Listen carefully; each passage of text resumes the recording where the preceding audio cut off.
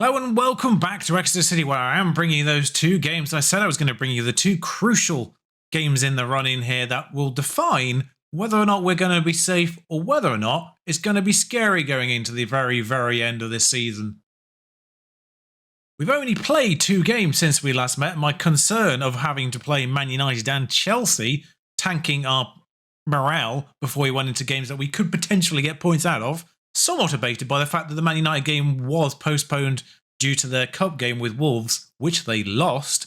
In fact, we lost to Wolves in the FA Cup, looking even less annoying now because they've progressed past Man United too, which did mean we had effectively a 3-week gap in fixtures. So I popped a couple of friendlies in. I don't normally do friendlies mid-season, but it was a 3-week gap in fixtures. There was an international break in there as well, which is why we played Lincoln. Of course, the morale boost from those friendlies lasted all of 75 minutes, as Lukaku and Christensen in extra time. The latter of those was a corner goal. We don't concede that many corner goals. It's usually indirect free kicks that are our set-piece kryptonite. But, yeah, got one in that. And we snatched 3 points from Bournemouth. I was genuinely thinking this was going to be our third draw, but no. Andre Lucas Johnson, who had gone 16 either hours or games, I forget which one it was, without a goal, scored in the 84th minute as we took on Bournemouth at Ashton Gate. Yeah, there is a secondary reason why I never bring you the Bournemouth games, by the way, is because for some reason it doesn't register the kit clash. I think it's because Bournemouth kit classes as black and ours classes as red. So they don't actually consider it as a problem. So it's basically just two teams in red kits playing each other, and it's really hard to tell. But you may also notice that Rajkovic is back in goal. Yep, Gomez got injured before the Chelsea game, and is now regarded worse. It's like the game doesn't want me to have a competent goalkeeper. That said, Rajkovic did end that game with a 7.6, so at the very least, the competition for places has spurred Rajkovic into being a slightly better goalkeeper, it seems. All that means is with 32 games played, obviously game number 33 is being played right now against Brentford, we are still 7 points clear of 18th. They've played 34 games though, as of Burnley in 17th. They're on 30 points. There's effectively two positions we need to pay attention to here. Burnley in 17th, 30 points with a game played more than us, and Brighton at the bottom, who have played a game less than us. Although I'm not sure if the Brighton game that's being played right now is one of those two they've got in hand, which they're winning. But at the very least, they're tracking with us. So if that is one of the games that they got missing, then they'll be on 29 points at the end of this game week, and with 33 games played, we'll be on 33 games played. So whatever this result is, will be our gap on Brighton. So it's Burnley and Brighton, really, the two that we need to be paying attention to in today's episode. So, well, at this point, anyway. I am just curious how far down the list Rahman is as a goal scorer. 14 goals in the league still, hasn't scored in either of the two games you didn't see. Joint 10th. Tyrese Campbell has 19 for Sheffield United, and they're in the relegation zone. I was about to call out how good Rahman is in respect to sort of the league as a whole here. For a team that's contesting relegation, Rahman quite high up, but then Tyrese at Sheffield United kind of ruins that a little bit. Cheers, Tyrese. If you go down, can we sign you? Ah, yeah. The Brighton game currently underway. Newcastle have had 2 players sent off in 2 minutes. I'll probably forget to look at that, but I am intrigued to know. So, Rajkovic is in goal. Arroyo because Martin is injured. Bailly and Arsby.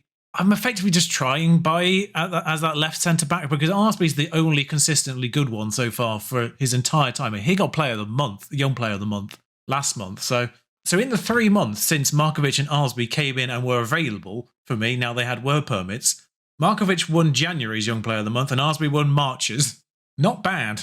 Maria at right back, Ahulo in front of them, Perkins, Markovic and Mansley in the centre midfield, Johnson and Rahman up front. Now, I am going to change their 2 roles because something's still not clicking.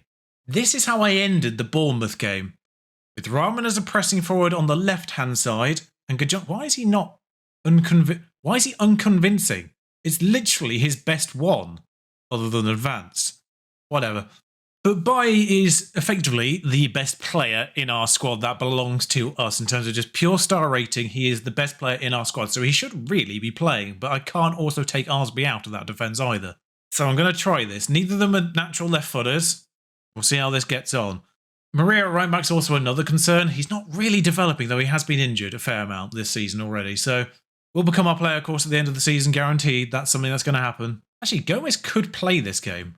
See, that I don't know what those injuries did, but they did put Gomez behind Rajkovic in terms of role ability. That's annoying. Still, cost me 200 grand. Could sell him for 2 million at the end of the year. There's our lineup again. The Brentford team, they started very well. They started very brightly in this season, you may recall. They have dropped off into sort of mid-table. The core of the Brighton team is identical to what it is now. Raya, Sorensen, Ayer, Onyenka and Janelt, the middle five there. And I think Karaviev at right back is a Brentford player in real life as well. The sort of the core of their team has changed, particularly the defensive core. But the front end has changed entirely. Macias, Eze, Promes and Awani up front. Perkins with a direct-ish free kick. A little bit out, but forces a good save from David Raya. I feel like I had David Raya in a team once upon a time. Might have been the Burnley stream save way back when, and well. No, it was an offline save before I even started doing content creation. That's where I had Raya. Anyway, Awani. Depressing how easily they went straight through the middle of our team there. Force opposition outside, clearly not working there. Eze. I hate these sort of cheeky free kicks that the AI always does. Well, not always, but always seems to get a highlight out of it anyway. When they do, Ayer, Promes. The way he kept sort of bounced. Good lord. This isn't our stadium, Macias. I don't want to have to be picking up the bill for you breaking our crossbar, or Millwall's crossbar as the case may be. Yeah, there's a missed header in there. Someone actually did attempt to at least do a header there, but not the person that needed to. Mansley, Aholu, Arsby, Markovic. Can we get something out of this? Rahman. Mansley's been put in, and that's terrible. I don't know what our obsession is with kicking it near side where the goaler is standing. I think I may have just called him a goaler rather than a goalie, but you know what I mean. The attacking intelligence of players in this year's match engine seems to be really, really poor. They never ever take their shots across the goalkeeper, it feels like. I don't know what Ahulu's doing there. The ball's gone to Arsby, which was the logical place to have passed that in the first place. Mario, Ahulu again. We're in a very good attacking position, but we sort of reset that defence. Mansley in a position to thread Perkins in here. That's the kind of chance he'd have buried in the Championship.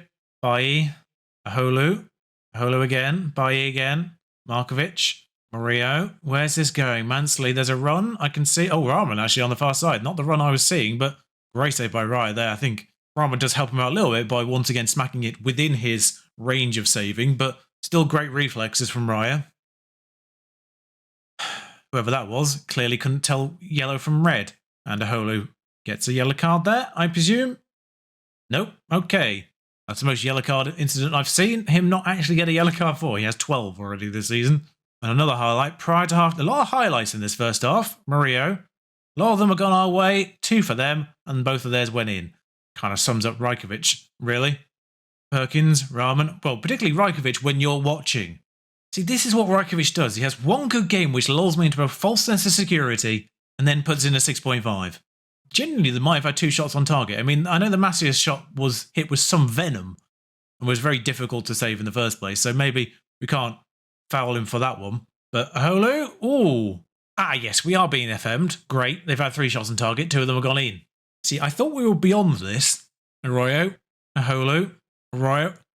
That all said, I really feel like the Bournemouth win, those 3 points, getting us to those 35 points that I wanted to be on at the end of last episode, I think that's our ticket for survival.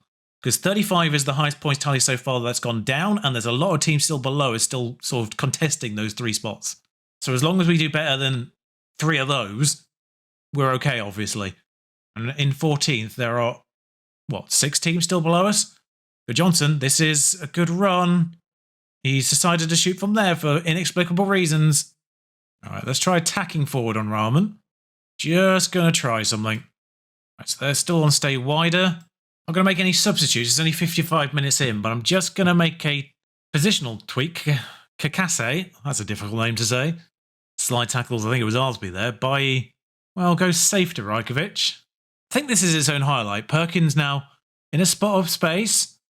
Can drill it back. Onyenka's tackled, and that's a good tackle as well. He's on a yellow. That was a risky challenge. Arroyo's nabbed it off Karaviev, and, Gudjonsson can't miss, frankly. Yeah, Karaviev not covered himself in glory here. As he just gives it away. That's the kind of thing that we do. It's nice to see the AI teams doing it. It's nice to know they're fallible as well. Cool. Foot injury to who has been our best player since January. That's exactly what we need. What I'm actually going to do is I'm going to bring Fernandez on, and I'm going to pop him on the left-hand side. Surprised he's not developed more in that role yet, but left footer on the left-hand side. Perkins through the middle in his prime spot. Raya. See, I've been wary against using triple central midfielder attack just because it just feels too attack. We've got another highlight here, and Perkins, Johnson. Well, can you stop shooting from there, Good Johnson? You're also supposed to hold the ball up when you've got it. You're a target forward, mate. Perkins has been our most tired, so Mansley into the middle. Perkins for ours. Yeah, ours. And Aholu is a bit tired. I think the sensible thing to do might be bring McKenna in and then swap him with Bailly. Look at the difference in XG. It's going to be another one of these games, isn't it? Indirect free kick. Here's 3-1 then. Sorensen. Oh, Rajkovic made a save. Even says safe hands from Rajkovic. Those are 4 words that have never been written together. Arroyo to Rahman. Oh, nicely done. Good. Johnson's in a space and Karayev is on a nightmare. And here is our opportunity to get our 3rd draw of the season in our 33rd game. What a ridiculous situation. No, we haven't got it. We are determined not to have a draw ever. How has Rahman escaped that game with a 7 rating? Twisted ankle for Markovic. That's not it's not a great one, is it? Right, we stayed 14th. That's not changed. Fulham behind us because of way worse goal difference. It's remarkable actually how, our goal difference is minus 17, but it's remarkable how our goal difference isn't horrific. It was looking like it was going to be the case early on in the season, but when we do lose, we don't lose dramatically for the most part. The biggest ones, of course, the Arsenal and the Liverpool games. But yeah, so the Brighton game hadn't been factored in yet. So Burnley, 1 more game, 30 points. Brighton, same games, 29 points. But there's only 4/5 games remaining for all of us. So there's now So I now believe we've got more points than games in our favour. Tiny admin notes. I have changed my assistant manager to Glenn Upton, who isn't great, but he's on a National A licence. So what I'm hoping is I can develop him into a Continental Pro, and all of those will become great again. Especially the coaching, which are better than my previous assistant manager. My assistant manager is also a model citizen and unflappable in the media handling. So fingers crossed. Oh, and I did manage to change the partnership with Burno. They can now send me academy players. Tried to get one of those actually set up from the off, but the only teams they gave me were domestic non-league teams, so nope. It seems for now I'm going to have to keep trying to do international links and then modify them. Did have to use literally every argument to get that modified, by the way. Had to go into a meeting with my chairman and just say, put every argument forward, and then eventually they relented and went, oh, I can see you're passionate about this. Yes, I am. I would like foreign players through my youth intake. Speaking of, we had a very international intake. No one sensational. There's a player that might be 3 stars, which is basically championship level, so could be a backup player in the future, but it's very international. It's international to a degree where I wonder if it's the fact that we've relocated to Millwall has affected the type of players that we're getting in, because of course London clubs get a wide range of nationalities through their intake just because they're in London. Exeter is Exeter, not normally the case, particularly an Argentinian. Arroyo's wanting a new deal. He's a year off his end of contract.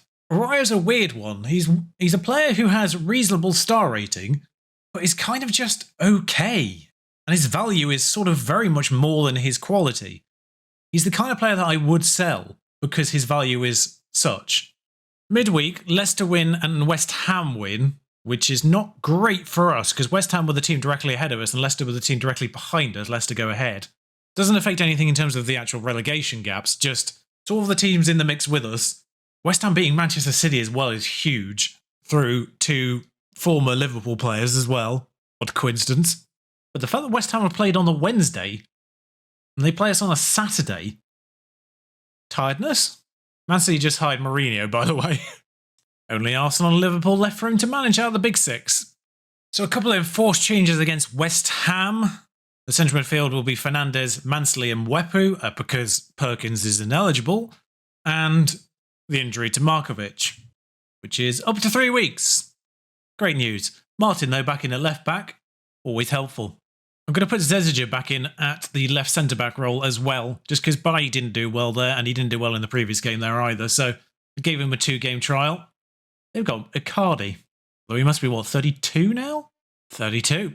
They've got David Ospina in goal, which isn't not amusing, as a former Arsenal man. Stacey down the right to Wolf, back to Jones, Stacey. Is literally any of this West Ham team the same West Ham team? Boadu heads over to further cement that. I think Vlasic, that's literally it. I noticed Matip in their back line as well. Well, there's another indirect free kick goal. Unstoppable. Nothing you can do to stop that, because defenders don't defend from indirect free kicks. For whatever reason, they just don't do their jobs. Yep, no one tracks him. Rajkovic comes out inexplicably. They're all onside. Just pathetic from everyone involved. Yeah, the XG on that alone was at least 0.5. Of course, it's not a big trip for West Ham. They only have to pop over to Millwall for this. It's barely an away game. Well, I think technically we have to travel more because I'm pretty certain we still train in Exeter. We just then have to go to Millwall for every game.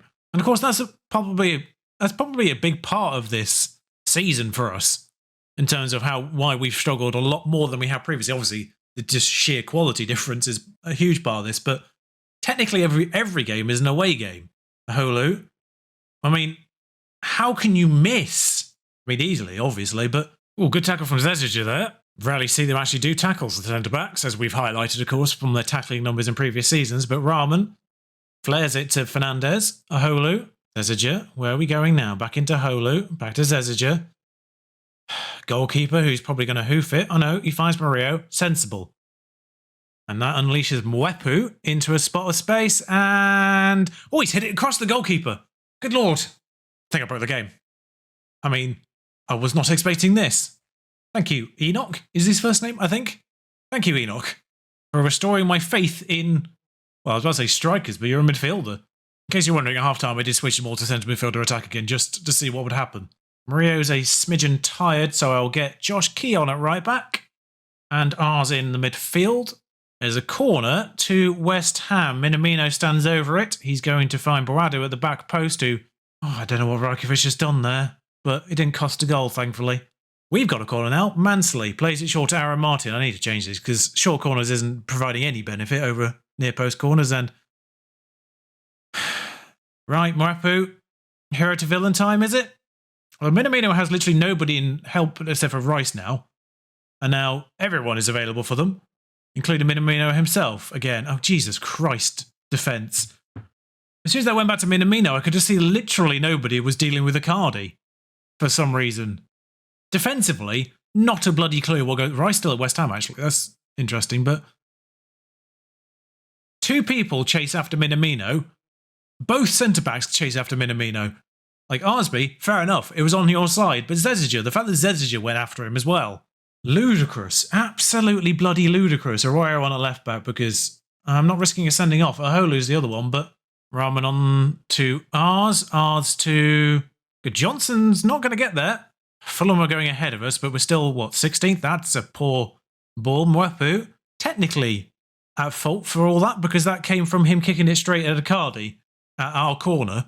So he's got the equaliser and then given them probably the winner. Rice, Fornals, and good defending, still optional it seems. Zeziger, great tackle from Zeziger. I've seen 2 tackles from Zeziger in this game. That's more than I've seen from him all season. Rahman went round the goalkeeper. I completely forgot to actually try and train him to go around the goalkeeper. I think at his age, it's probably actually impossible to do so now, but he's actually done it. Rather than just kicking it straight time directly at the goalkeeper, what has happened in this game? Defensively, all the AI nonsense is still going on, but offensively, they're doing the things that they've not done all season, which is kick it across the goalkeeper and go round the goalkeeper. Oh god, there's another highlight.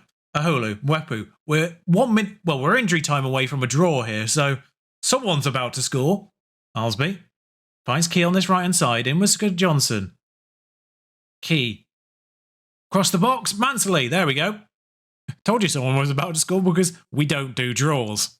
And with 5 minutes of entry time to go, I'm feeling a little bit more confident. Basically, either we win this game, we absolutely bottle it, or we get the 3rd draw of the season. All 3 of those are exciting. One of them's annoying, but 2 of those, at the very least, are very exciting to me. A draw is still exciting, but because we don't do draws, 3-2. Even game on paper, really, by the end of it. Declan Rice came on as a sub. Must be tired. So West Ham, who beat Manchester City midweek, now fall to Exeter. West Ham having the most FM experience of their career, probably so far. But crucially, that takes us back ahead of Leicester into 14th, which is, another 1.9 million or so in monies at the end of the season. And we now join everyone on 34 games, apart from Fulham, who still played a game more. But we now join everyone else on 34 games and go 9 points clear. With 4 games to go, Roy Robson, great name. Fantastic result, defended well, we conceded 2 games, attacked well, we did score 3. Did I say conceded games? Roman hadn't scored in 10 hours. Still has 15 goals in the league. He's got to his 18 total, but he did have cup game goals for Anderlecht as well. I love the fact he gave up continental football. I mean, he was a free agent, but didn't have much decision in the matter, I suppose. I don't know what to do about this because I genuinely don't have another striker. So that's going to be about the future of Scott Sinclair, who is a 1-star player, but having the time of his life in the non-league. 16 goals, 7 assists, 7 player of the matches for Barnet. Bournemouth do Leeds in as well later on.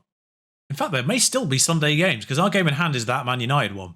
So if Brighton play on the Sunday and don't win, there'll be 3 games remaining for them and a 9-point gap, which basically means we're safe.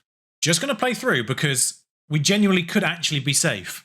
Leicester smashed Sheffield United. They played a game more than us and they do go back ahead of us in the table. Newcastle smashed Burnley as well, which is also crucial because they are 8 points behind with a game played more in 17th. Obviously the next most in danger. Sheffield United and Leeds are now confirmed to be behind us no matter what. So it's only 1 space that we can occupy now if we were to go down. Because Sheffield United now 10 points behind with 3 games to go for them. Just scouted a bunch of players who had caps at 18. Hello, Ahmed. Gomez literally just returning from injury has twisted his ankle. Right, you're being sold in the summer, mate. Game really wants me to use Rajkovic. I had to play through to the Wednesday to get Brighton's game against Aston Villa. I thought it was on Monday. That was my bad. I just kept clicking. I didn't realise. And Brighton lose to Aston Villa. 9 points, 3 games gap. We have 11 goal difference on them. I mean, 3 losses, 3 wins would still do that. But Spurs, Liverpool, Man United. Oh, it's a good job we beat West Ham, isn't it? Brighton's next game is Wolves away. Burnley's running isn't awful, but they have lost to not great sides either. So Sheffield United in there. He beat Wolves. But basically, provided Burnley or Brighton fail to win any of the remaining 3 fixtures, we're safe.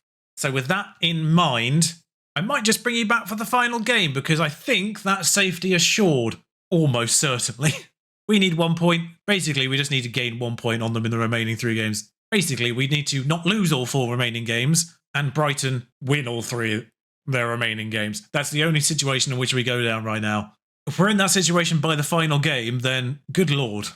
I will see for that. If you've enjoyed this season and this series as a whole, do like, comment and subscribe. Let me know what you're thinking. I need to maybe start preparing for another year here in the Premier League. 2 draws. I'm just seeing it. I'm looking at the table. 2 draws, 20 losses. It's insane. Until next time. Ta-ra.